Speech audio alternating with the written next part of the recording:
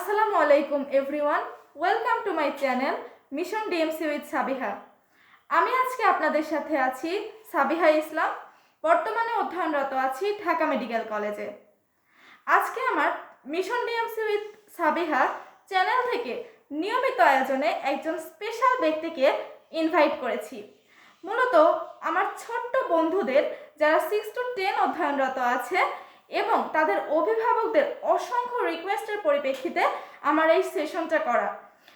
মূলত তারা আমার যে ছোট্ট বন্ধু আছে তারা কিভাবে তাদের প্রিপারেশনগুলোকে গুছিয়ে নেবে, পাশাপাশি এখন থেকে কিভাবে অ্যাডমিশনের জন্য প্রিপেয়ার এবং তাদের পড়াশোনাটাকে গুছিয়ে নেবে, আলটিমেটলি শুধু তাই নয়, তারা কিভাবে তাদের গোলটাকে সেট করবে এবং সেই গোলটাকে পূরণের জন্য কোন পথে আগাবে সে সকল গাইডলাইন প্রদানের জন্য আজকে আমরা থাকব। এবং আরেকটা যেটা স্পেশাল সেশন সেটা হচ্ছে অভিভাবক বৃন্দের জন্য যাদের মিসগাইডেড বা কোনো ভুল ত্রুটির কারণে দেখা যায় তাদের সন্তানদের আশানুরূপ ফল অর্জন হয় না, তাদের কিছু ভুল ত্রুটির কারণে দেখা যায় তার সন্তান যে পরিমাণ ভালো করার কথা সেই ভালো জায়গাটায় আসলে পৌঁছাতে পারে না। আজকে আমি এই সকল রিকোয়েস্টের পরিপ্রেক্ষিতে মূলত এই সেশনটি করছি এবং ইনভাইটও করেছি একজন স্পেশাল ব্যক্তিকে যিনি দীর্ঘ 25 বছর শিক্ষকতা পেশার সাথে জড়িত রয়েছেন এবং শিক্ষার্থীদের গাইডলাইন প্রদান করে আসছেন। শুধু তাই নয়, আমাকে আমার স্বপ্নের আঙিনা ঢাকা মেডিকেল কলেজে পৌঁছে দিতে যার অবদান ছিল অনস্বীকার্য, যার সুনিপুণ দক্ষতা, সুনির্দিষ্ট গাইডলাইন এবং সূক্ষ্ম দিক নির্দেশনার কারণে আমি আমার স্বপ্নের জায়গাতে পৌঁছতে পেরেছি। তিনি আর কেউই নন, তিনি আমার শ্রদ্ধেয় পিতা মোহাম্মদ শহীদুল ইসলাম, প্রভাষক, রোজি মোজাম্মেল মহিলা কলেজ। আজকে আমরা তার কাছ থেকে সার্বিক গাইডলাইন এবং সঠিক দিক নির্দেশনাগুলো জানার চেষ্টা করব। আসসালামু আলাইকুম। ওয়ালাইকুম আসসালাম। ধন্যবাদ সাবিহা, তোমার এই মিশন ডিএমসি উইথ সাবিহা চ্যানেলে আমাকে আমন্ত্রণ করার জন্য আবারও ধন্যবাদ জানাচ্ছি।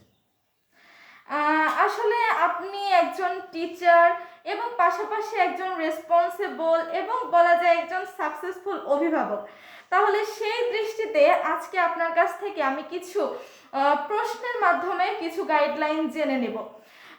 আমি প্রথমতই আপনার কাছে যে জিনিসটা নিয়ে জানতে চাই সেটা হচ্ছে আমাদের এই সমাজের বাস্তবতায় যেটা একদম রিয়েল একটা সিনারিও, সেটা হচ্ছে ছোট্ট আমার যে বন্ধুরা আছে তারা যখন দেখা যায় তাদের একাডেমিক রেজাল্ট একটু খারাপ করে, দেখা যায় 2-1 নাম্বারের জন্য ফার্স্ট থেকে সেকেন্ড হয়ে গেল বা রোল কিছুটা পিছিয়ে গেল, কোনো একটা পরীক্ষায় খারাপ করলো, দেখা যায় তার ওপরে একটা পরিবার থেকে প্রেশার ক্রিয়েট করা হয় এবং সে নিজেও একটা মোটিভেশন কিন্তু হারিয়ে ফেলে। তাহলে আপনি অ্যাজ এ টিচার হিসেবে এবং অভিভাবকের দৃষ্টিকোণ থেকে তাদের জন্য যদি কোনো গাইডলাইন প্রদান করতেন। আচ্ছা, এখানে আমরা ছোটবেলা থেকেই একটা ইংরেজি বাক্যের সাথে সকল অভিভাবকই একদম জানাশোনা যে failure is the pillar of success, ব্যর্থতাই সফলতার চাবিকাঠি। এটা জানার পরেও আমরা অভিভাবকরা দেখা যায় কিছু কিছু ভুল করে থাকি। সেই ভুলগুলা কি, যে বাচ্চারা কম নাম্বার পেলে, ফার্স্ট হতে না পারলে সেই বাচ্চার প্রতি আমরা একটু রূঢ় ব্যবহার করে থাকি। এই কম নাম্বার পাওয়ার কারণে দেখা যাচ্ছে তাকে বকাবকির পাশাপাশি অন্য বাচ্চার সাথে কম্পেয়ার করি। আর যখনই অন্য বাচ্চার সাথে কম্পেয়ার করি তখন কিন্তু নিজের বাচ্চার যে মধ্যে একটা হতাশার সৃষ্টি হয়। কাজে এখানে বলা আছে যে কম্প্যারিজন ইজ ইকুয়াল ডিপ্রেশন। ডিপ্রেশনটা কিন্তু তৈরি হয় হলো ওই অন্যের সাথে কম্পেয়ার করার জন্য। তাহলে বাচ্চা মনে করে যে ওই বাচ্চার চেয়ে আমি খারাপ, আমি ভালো না, তাহলে আমার তো আর ভালো করা সম্ভব না, ওর চেয়ে আর ভালো করতে পারবো না। এই যে হতাশার সৃষ্টি হয়, এই হতাশা থেকেই কিন্তু তার এখানে পরাজয় বরং আরও শুরু হয়ে যায়। কাজেই অভিভাবকদের প্রতি আমার একটা রিকোয়েস্ট থাকবে, এমনকি ওই বাচ্চা যখন পরীক্ষার হলে গিয়ে তার মুক্ত চিন্তা দিয়ে সৃজনশীল লিখে আসবে, কিন্তু সেই সৃজনশীল ধারণাটা তার মধ্যে হারিয়ে যায়। সে লেখার সময় মনে করে আম্মা বারবার এটা শিখিয়েছে, অথচ এটা মনে পড়ছে না, এটা ভুল হলে তো আম্মা আমাকে বকাবকি করবে। ওই টেনশনেই তার আসলে জানা জিনিস ওখানে ভুল হয়ে যায়। এই জিনিসটা আমি দেখেছি বাচ্চাদের মধ্যে হয়ে থাকে। কাজেই বিশেষ করে অভিভাবকদের কাছে আমার রিকোয়েস্ট থাকবে যে বাচ্চাদের সাথে ভালো আচরণ করা এবং একটা একবার ফার্স্ট হলো না জন্য যে তার জীবন শেষ হয়ে গেছে, সে আর কোনোদিনই ভালো করতে পারবে না, এই টেন্ডেন্সিটা অভিভাবকের মধ্যে থাকা যাবে না। আমরা সবাই অভিভাবক যেন বাচ্চাদের বরং উৎসাহিত করি, পরবর্তীতে সে ভালো করবে, এটাই আমার উপদেশ। তাহলে আমরা বলতে পারি যে আসলে হচ্ছে আমাদের সফলতাটা কখনো একটা দিন যে আমরা সফল হলাম তারপরেই যে আমাদের আলটিমেট স্বর্ণশিখরে আমরা সফলতার আরোহণ করব সেটাও না, আবার একদিন ব্যর্থ হওয়ার জন্যই যে আমার জীবনটা একদম ধ্বংস হয়ে গেল সেটাও না। আমাদের সফলতা এবং বিফলতা এই সব কিছুর মধ্য দিয়ে মূলত আলটিমেট সাকসেসটা আমরা পাবো। আচ্ছা, আপনাকে আমার পক্ষ থেকে আরেকটা প্রশ্ন আমি করব, যেটা মূলত আমার ছোট বন্ধুদের কাছ থেকে আমি পেয়েছি, যে এখন থেকে কিভাবে আমার প্রিপারেশনগুলোকে স্টার্ট করব, গোলকে সেট করব, সেই অনুযায়ী আমার পড়াশোনাকে আগাইয়ে নেব, এবং আমার যারা অভিভাবকবৃন্দ আছেন তাদের কাছ থেকেও আমি এই প্রশ্নগুলো পেয়েছি যে তাদের সন্তানকে তারা এখন থেকেই কিভাবে গড়ে তুলবেন। তো আপনি যদি এই বিষয়ে একটু দিক নির্দেশনা দিতেন। আচ্ছা, এ ব্যাপারে আমি বলবো যে মূল বইয়ের প্রতি বাচ্চাদের আকর্ষণ সৃষ্টি করতে হবে। অপশনাল বা গাইড বই এইগুলোর দিকে না গিয়ে মূল বইটা ভালো করে বেসিক ধারণা নিতে হবে। হ্যাঁ, বেসিক যদি ক্লিয়ার হয় তাহলে সেই বাচ্চা ভালো করবে। কারণ প্রত্যেকটা ক্লাসের বইগুলা খুব সুন্দরভাবে সরকারিভাবে সিকোয়েন্স করা থাকে যে এই ক্লাসের পরে এই স্ট্যান্ডার্ড এরকম হবে, পরের ক্লাসে এরকম হবে, এভাবে ধাপে ধাপে বইগুলো সাজানো আছে। যার জন্য প্রত্যেক ক্লাসে যদি সে মূল বই যদি ক্লিয়ার ধারণা নিয়ে আসে তাহলে পরবর্তীতে আর কোথাও তার কোনো বাধা আসবে না। কাজে এই বেসিক ক্লিয়ার করতে হয়। আর বাচ্চাদের আরেকটা কাজ করতে হবে, সেটা হলো কিছু কম্পিটিশান প্রতিযোগিতা, সেই কম্পিটিশানগুলায় অর্থাৎ এই প্রতিযোগিতাগুলোতে অংশগ্রহণ করার সুযোগ করে দিতে হবে। এই বিতর্ক প্রতিযোগিতা আছে, রচনা প্রতিযোগিতা আছে, বিভিন্ন সাংস্কৃতিক অনুষ্ঠান আছে, আর বিভিন্ন জায়গায় দেখা যাচ্ছে সে ফ্রি বক্তব্য দেওয়ার সুযোগ আছে। এগুলোতে যখন সুযোগ করে দেওয়া হবে তখন কিন্তু তার মুক্ত চিন্তা বৃদ্ধি পাবে এবং ক্রিয়েটিভিটি, যেটা সৃজনশীলতা, এই সৃজনশীলতা বৃদ্ধি পাবে। পরীক্ষার হলে তার সৃজনশীলতার কাজে লাগিয়েই কিন্তু একজন স্টুডেন্ট ভালো রেজাল্ট করে আসতে পারে। তার মুখস্থ দিয়ে, পূর্বের শুধু পড়া দিয়ে ভালো রেজাল্ট করা যায় না। কারণ পরীক্ষা এখন সব কিছুই সৃজনশীল। যা পড়ে গেছি সেইটা যে পরীক্ষায় হুবহু আসবে তা আসবে না। প্রশ্নে অবশ্যই কিছু না কিছু প্যাচ দেওয়া থাকবে, যে প্যাচটাকে বুঝতে হলে তাকে এই সৃজনশীল ধারণাটা থাকতে হবে। তার মানে আপনার কথার সামারিটা যদি আমরা বলি এইভাবে, যে আমাদের অবশ্যই এনসিটিভি কর্তৃক যে মূল বইটা থাকে সেটা ভালো মতো অবশ্যই বেসিক সহ ক্লিয়ার করতে হবে, কিন্তু শুধু যে মূল বইয়ের মধ্যেই আমাদের সীমিত থাকতে হবে তাও কিন্তু না। আমাদের এক্সট্রা কারিকুলার অ্যাক্টিভিটিস যেগুলো রয়েছে সেই এক্সট্রা কারিকুলার অ্যাক্টিভিটিসগুলোতেও পার্টিসিপেট করতে হবে, যাতে প্রতিভাগুলো বিকশিত করার সুযোগ পায় তারা। আচ্ছা, আমি আরেকটা সমাজের রিয়েল সিনারিও থেকে আপনাকে হচ্ছে প্রশ্ন যেটা করব সেটা হচ্ছে, আমাদের এই মানে আমরা বাস্তবভাবে যেটা দেখে থাকি যে গার্জিয়ানরা তার সন্তানদেরকে বা ছোট্ট বাচ্চাদেরকেও 5টা থেকে 7টা পর্যন্ত প্রাইভেট দিয়ে থাকে, হাজার হাজার প্রাইভেট, হাজার হাজার কোচিংয়ের মধ্যে তাদেরকে কানেক্টেড করে দেয়। তাদের হয়তো বা এরকম একটা টেন্ডেন্সি থাকে যে এইভাবে অনেকগুলো কোচিং বা প্রাইভেটের সাথে কানেক্ট করলে তারা হয়তো সফল হতে সহজ হবে বা সফলতা অর্জন করা আরেকটু সহজ হবে। তো আপনি তো একজন টিচার, পাশাপাশি আপনিও তো সার্বিকভাবে আমাদেরকে গাইডলাইন দিয়েছেন। তো আপনার দৃষ্টিকোণ থেকে আপনার কি মনে হয়, আসলে কি 1000টা কোচিং, 1000টা প্রাইভেটে কানেক্টেড করার মাধ্যমে একজন বাচ্চা তার সফলতায় যেতে পারে বা হচ্ছে সফলতা অর্জন করতে পারে? আপনার দিক থেকে আপনি কি বলবেন? একটা বাচ্চাকে তার প্রাতিষ্ঠানিক যে শিক্ষা, প্রতিষ্ঠানে কিন্তু 5 থেকে 7 ঘন্টা প্রতিষ্ঠানে থাকতে হয়। জি। তাহলে 5 থেকে 7 ঘন্টা যদি প্রতিষ্ঠানে কাটায়, এরপরে যদি প্রাইভেট, যদি অনেকগুলা প্রাইভেট থাকে, তাহলে কিন্তু ওই বাচ্চার জন্যে সকাল থেকে সন্ধ্যা পর্যন্ত গোটা দিন কিন্তু তার শিক্ষকের সামনেই থাকতে হচ্ছে। তাহলে শিক্ষকের সামনে সারাদিন থাকার পরে সে পড়াশোনার কিন্তু নিজে যে বই বের করে পড়বে, দেখবে, এই সময়টা নেই। যদিও সন্ধ্যার পরে হয়তো পড়তে বসলো, পড়তে বসতেই দেখা গেল যে স্কুলে যে হোমওয়ার্ক স্যারেরা দিয়েছেন সেগুলো কমপ্লিট করতে হবে। ওইটা কমপ্লিট করতে গিয়ে দেখলো যে প্রাইভেটগুলোতে অনেক হোমওয়ার্ক দিয়েছেন, সেগুলো কমপ্লিট করতে হবে। করতে গিয়ে দেখা গেল যে রাত 12টা বেজে গেছে, কিন্তু তার হোমওয়ার্ক শেষ হয়নি, কিছু বাদ রেখেই তাকে ঘুমাতে হচ্ছে। সকালবেলা উঠে যখন দেখবে যে তার হোমওয়ার্ক বাকি আছে, এখনই আবার প্রাইভেটে যেতে হবে, এদিকে ঘুম, কিন্তু তার 8 ঘন্টা ঘুম দরকার একটা শিশুর জন্য, সেটা কিন্তু হয়নি। তাহলে তার এই যে ঘুমেরও কমতে থেকে গেল, এর জন্য অসুস্থ হতে পারে। কাজে আমি মনে করি যে বাচ্চাদের এতগুলো প্রাইভেট দিয়ে বিভ্রান্তিতে ফেলে তার সৃজনশীল ক্ষমতাটাকে নষ্ট করে দেওয়া হয়। শুধু শিক্ষক পড়ালেন, ওই পড়ানো দিয়ে কিন্তু পরীক্ষার হলে ভালো করা যায় না। তার নিজে যখন অঙ্কটা করবে তখন কিন্তু সে ওইটা পরীক্ষার হলে অ্যাপ্লাই করতে পারবে। যখন শুধু শিক্ষকই করাইছেন, ও শুধু চোখ দিয়ে দেখে গেছে, ওই অঙ্ক কিন্তু পরীক্ষার হলে সে কমপ্লিট করে আসতে পারবে না। এই জন্য আমি মনে করি যে আসলে এতগুলো কোচিং প্রাইভেট বাচ্চাদের কোনো প্রয়োজন নাই। বাচ্চাদের কিছু খেলাধুলারও সময়ের দরকার আছে, হ্যাঁ, রিল্যাক্সও দরকার আছে। এগুলোর মধ্যে দিয়ে একটা বাচ্চা ভালো রেজাল্ট করা সম্ভব। তাহলে আমরা আসলে বলতে পারি যে হচ্ছে practice makes a man perfect. আমাদের প্র্যাকটিস করার এবং বাসায় পড়ার একটা নির্দিষ্ট নিয়ম মাফিক রুটিন ওয়াইজ তাদের পড়াশোনার একটা সময় অবশ্যই রাখতে হবে। টিচার ডিপেন্ডেন্সিতে আমাদের থাকবে, গাইডলাইনের জন্য অবশ্যই টিচারের শরণাপন্ন হতে হবে, কিন্তু আমাদের হচ্ছে সেটা যদি ওভারলোড হয়ে যায় বা একদম টিচার ডিপেন্ডেন্ট হয়ে যায়, সেটা আবার একজন সন্তানের জন্য ক্ষতির কারণ হয়ে দাঁড়ায়। তো আপনাকে হচ্ছে আরেকটা লাস্টলি যদি আমি কোয়েশ্চেন করি, যে আপনি যেহেতু আবারও বলছি যে আপনি একজন টিচার, 25 বছরের অভিজ্ঞতা আপনার শিক্ষার্থীদের সাথে কথা বলে বা তাদের গাইডলাইন দেওয়ার, তো আপনার তরফ থেকে একদম আমি জানতে চাই যে আমার ছোট্ট বন্ধুদেরও এটা প্রশ্ন এবং অভিভাবকদেরও এটা জানার আগ্রহ যে আসলে কিভাবে তারা এখন থেকেই প্রিপারেশন, মূলত অ্যাডমিশনের জন্য তাদেরকে এগিয়ে রাখবে, যেহেতু অ্যাডমিশনটা বর্তমানে একটা যুদ্ধের মতো হয়ে দাঁড়িয়েছে। তো এখন থেকেই তারা কি প্রিপারেশন স্টার্ট করবে বা কিভাবে তাদেরকে এগিয়ে নিয়ে যাবে, এই সম্পর্কে যদি আপনি একটু কিছু বলতেন।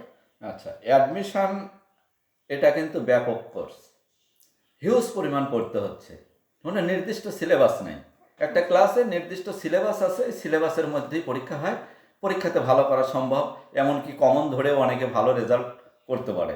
কিন্তু অ্যাডমিশন এমন একটা জিনিস যে যেখানে হিউজ সিলেবাস, সব কিছু জানতে হবে। তাহলে এই জানাটা আমাদের কোথা থেকে আসবে? ওই যে বললাম যে 6 থেকেই পর্যায়ক্রমে প্রত্যেক ক্লাসের মূল বইগুলো কভার করে আসতে হবে, ক্লিয়ার ধারণা নিয়ে আসতে হবে। আর যেটা দরকার আমি মনে করি যে হাই স্কুল লেভেল থেকেই বা ক্লাস 6 থেকেই তার আর অন্যদিকে একটু অ্যাডভান্স হতে হবে। সেটা হলো যেমন জিকে বা জেনারেল নলেজ, যেটা সাধারণ জ্ঞান এবং ইংলিশ, এই দুটো আগায় আসতে হবে। কারণ ওই অ্যাডমিশনের 3 মাস পরে কিন্তু জিকে কমপ্লিট করা সম্ভব না, আবার ইংলিশও কমপ্লিট করা সম্ভব না। অন্যান্য সাবজেক্টেও কিছু কিছু জিনিস আছে যেগুলো আমাদের ওই 6 থেকেই অল্প অল্প করে এটা মাথায় নিয়ে সেটা মাথায় আস্তে আস্তে লোড দিতে হবে। ওই লাস্টে গিয়ে আমি যখন অ্যাডমিশনের সময় আসবে তখন কোচিংয়ে ভর্তি হয়ে সব পড়ে নেব, ওই সময় সম্ভব হয় না। তার একটা এক্সাম্পল দেই, যে একজন এই যে 200টা দেশের রাজধানীর নাম দেখা যাচ্ছে যে 6 থেকে প্রতিদিন একটা করে পড়লেও 1 বছরেই তার কমপ্লিট হয়ে যাচ্ছে। তাহলে 7-এ গিয়ে রিভাইজ দিল, 8-এ গিয়ে রিভাইজ দিল, তার কিন্তু অ্যাডমিশনে যা যেদিন ওইটা পড়া দিবে, যে পরের দিনই পরীক্ষা আছে, একদিন টাইম দেয়, যে আগের দিন পড়াবে, পরের দিনই ওইটা আগে পরীক্ষা দিয়ে তারপরে আবার অন্য ক্লাস নেয় অ্যাডমিশনে। তাহলে এখানে গিয়ে যদি ওই এক রাত্রিতে যে কোনোদিন পড়েনি, সে সারা রাত যদি পড়ে, তারপরেও আমার ধারণা যে সে 100টার মধ্যে 20টা বা 30টা কারেক্ট করে আসতে পারে। কিন্তু যে 6 থেকে পড়ে আসছে, ও কিন্তু ওই রাত্রিতে একদম না পড়েও কিন্তু 100-র মধ্যে 100টাই ঠিক করে আসবে। শুধু এই সাধারণ জ্ঞানের কথাই বলবো না, ইংরেজির অ্যাপ্রোপ্রিয়েট প্রিপোজিশন, এগুলো যদি সে 6 থেকে না পড়ে আসে, তাহলে 500-700 অ্যাপ্রোপ্রিয়েট প্রিপোজিশন, এটা কোনো নিয়ম মানে না, এগুলো কোনো নিয়মের মধ্যে নাই যে এই নিয়মে অ্যাপ্রোপ্রিয়েট প্রিপোজিশনগুলো আমি সব কারেক্ট করে আসতে পারবো। যার কারণে এগুলো কিন্তু আগে থেকেই ক্যাপচার করতে হবে। আবার যদি বলি কেমিস্ট্রির কথা, 118টা মৌলের নাম, এটা যদি আমি মনে করি যে পরে মুখস্থ করব, এখন তো আমার দরকার নেই, আমার ইন্টারমিডিয়েটে গিয়ে পড়লেই হবে, ওই সময় আর সময় থাকবে না। ওখানে ইন্টারমিডিয়েটের একাডেমিক সিলেবাসটাও অনেক বেশি, যার কারণে এগুলা আস্তে আস্তে আয়ত্তে আনতে হবে। আবার যদি বলি বায়োলজির যে বৈজ্ঞানিক নামগুলা, এত জটিল নাম, মানে আমাদের বাঙালিদের মুখে উচ্চারণ হয় কঠিন, ইংলিশের চেয়ে কঠিন, ইংলিশ উচ্চারণের চেয়েও কঠিন, তাহলে এই নামগুলা কিন্তু আমরা ওই সময় গিয়ে আর মুখস্থ করতে পারবো না। তাহলে এগুলো আমাদের কি করতে হবে, এই হাই স্কুল লেভেল থেকেই এখন থেকে একটু একটু করে অবশ্যই প্রিপারেশন অ্যাডভান্স নিয়ে করে ওগুলা আগায় থাকতে হবে। ওখানে গিয়ে যেন এই জিনিসগুলোকে আমাকে নতুন করে প্যারা না দেয়, ওখানে এইগুলাই বেশি প্যারা দেয়। অনেককে আমি দেখেছি যে স্কুল লেভেলে বরাবর ফার্স্ট হয়ে গেছে, হ্যাঁ, এবং একাডেমিক রেজাল্টও ভালো করেছে, কিন্তু অ্যাডমিশনে শোনা যাচ্ছে যেখানেই অ্যাডমিশন পরীক্ষা দিচ্ছে সেখানেই ব্যর্থ হচ্ছে, সেখানেই চান্স হচ্ছে না। এর কারণটা কি? অনেকেই বলে যে এটা ভাগ্য। আসলে ভাগ্য কি? পড়ালেখা না করলে তো ভাগ্য তাকে আগায় দিবে না, পড়ালেখা করতে হবে। আসলে তার পড়ার মধ্যেই অনেক ল্যাক আছে, যার কারণে সে কিন্তু চান্স পাচ্ছে না। চান্স পাতে হলে তাকে এইগুলাতে অবশ্যই অ্যাডভান্স হয়ে থাকতে হবে। ওখানে শুধু ভাগ্য ফেভার করবে না, ভাগ্যতে মানুষকে, ছাত্রদেরকে কি করতে হবে, 1-2 নাম্বার অ্যাডভান্স করে দিতে পারে, কিন্তু এর মানে এই না যে তাকে চান্স পাওয়াই দিবে। আমি অনেক ছেলে মেয়েকে দেখেছি বরাবর ফার্স্ট হয়ে আসছে, কিন্তু চান্স পাচ্ছে না, কোথায় চান্স পাচ্ছে না। মেডিকেল, ইঞ্জিনিয়ারিং, বুয়েট এগুলো বাদই দিলাম, একটা পাবলিক ইউনিভার্সিটিতেও তার সিট হচ্ছে না। কেন হচ্ছে না? এই যে এই জিনিসগুলো আমি যেগুলো বললাম, যে এই জিনিসগুলো তার লেখ থেকে যাচ্ছে, পরবর্তীতে মনে করতেছে যে এগুলো থাক, আমি এখন শুধু অ্যাডমিশন একাডেমিক পরীক্ষাগুলোয় ফার্স্ট হতে পারলেই হলো, ক্লাসে ফার্স্ট হতে পারলেই হলো, এখানে এসএসসিতে ফার্স্ট হতেই হলো, এইটে বৃত্তি পালেই হলো। এগুলো সব কিছুই ঠিক আছে, এগুলো সব কিছুই পাচ্ছে, কিন্তু সে চান্স পাচ্ছে না। এর কারণটা কি? এই যে কিছু এক্সেস জিনিস, যে একাডেমিতে তার পড়তে হবে না, একাডেমিতে লাগবে না কাজে, কিন্তু পরবর্তীতে আমাকে লাগবে, এই জিনিসগুলা কিন্তু তার গ্লাসটা ভর্তি করে রাখতে হবে। গ্লাসের খালি থাকলে ওই সময় গিয়ে আমি ভর্তি করব, এটা কিন্তু সম্ভব হয় না। এই কারণে কিন্তু অনেকের চান্স হয় না। কাজে চান্স পাওয়ার ব্যাপারে, অ্যাডমিশনের ব্যাপারে আমার উপদেশ থাকবে যে এই জিনিসগুলা, এক্সট্রা যে জিনিসগুলা, এগুলো ওই সময় যা পড়া যাবে না, ওই সময় কিন্তু এগুলো খুবই প্যারা দেবে। যার কারণে ওই সময়ে যদি আমি চিলমোটে থাকতে চাই, তাহলে এগুলো আমার এখনই ক্লিয়ার কনসেপ্ট করে রাখতে হবে। এটাই আমার উপদেশ। তাহলে আমরা বলতে পারি যে আসলে হচ্ছে ছোট ছোট বালুকণা বিন্দু বিন্দু জল গড়ে তোলে মহাদেশ সাগর অতল। আমাদের আজকের দিনের এই ছোট্ট বন্ধুদের ছোট ছোট স্টেপগুলাই একদিন দেখা যাবে যে তাদের অ্যাডমিশনের জন্য হোক একটা বড় স্টেপে কিন্তু পরিণত হয়েছে, এবং আস্তে আস্তে দেখা যাবে যে এইভাবে পড়াশোনার সাথে কোপ আপ করতে করতে তাদের দেখা যাবে যে হিউজ পরিবার সিলেবাসের পড়াটাও কিন্তু কমপ্লিট হয়ে যাবে। আর আরেকটা যেটা, সেটা হচ্ছে পরিশ্রম অবশ্যই করতে হবে। ওই আমি আপনার কাছে যেটা শুনলাম যে ভাগ্য কখনোই মানুষকে ওইভাবে সাফল্য দিতে পারে না, পরিশ্রম তার সাথে অবশ্যই লাগবে, এবং আল্লাহ কখনোই পরিশ্রমীদের পরিশ্রমকে বৃথা যেতে দেন না। তো আপনাকে অসংখ্য ধন্যবাদ আমার মিশন ডিএমসি উইথ সাবিহা এই চ্যানেলে আপনাকে আমন্ত্রণ জানিয়ে আপনার এই মূল্যবান সময়টা আমাদের মাঝে দেওয়ার জন্য, এবং আমার ছোট্ট বন্ধুদের এই গাইডলাইন এবং অভিভাবকদের এই ডাউটকে সলভ করে দেওয়ার জন্য আপনাকে অসংখ্য ধন্যবাদ। তোমাকে আবারও ধন্যবাদ, এবং তোমার মিশন ডিএমসি উইথ সাবিহা এই চ্যানেলের উত্তরোত্তর আরও বৃদ্ধি পাক, সম্মান বৃদ্ধি পাক, এবং তুমি যে বাচ্চাদের জন্য কিছু ক্লাস নিচ্ছ, অনলাইনে ক্লাস নিচ্ছ, এমনকি কিছু উপদেশমূলক যে কথাগুলো বলছো, এতে বাচ্চারা অনেক উপকৃত হবে, এবং যে গঠনমূলক কথাগুলো বলছো এবং ক্লাস নিচ্ছ, ক্লাসগুলো যে আপলোড করছো, এতে অনেকেই উপকৃত হবে বলে আমার প্রত্যাশা রাখছি। ধন্যবাদ। দোয়া করবেন আমাদের জন্য। তো আমার নিজস্ব channel mission DMC with Sabiha, সেখানে আমি নিয়মিতভাবে আমার জুনিয়র যারা আছে তাদের সার্বিকভাবে গাইডলাইন প্রদানের চেষ্টা করছি। তাদের কী ধরনের সমস্যা হচ্ছে সেই জিনিসগুলো শুনে তার সলভের জন্য আমি নিয়মিত ভিডিও আপলোড করে যাচ্ছি, এবং আমার নিজস্ব Facebook page mission DMC with Sabiha, সেখানেও আমি তাদের সার্বিকভাবে বিভিন্ন কুইজ এবং হচ্ছে কন্টেন্ট আপলোড করে যাচ্ছি।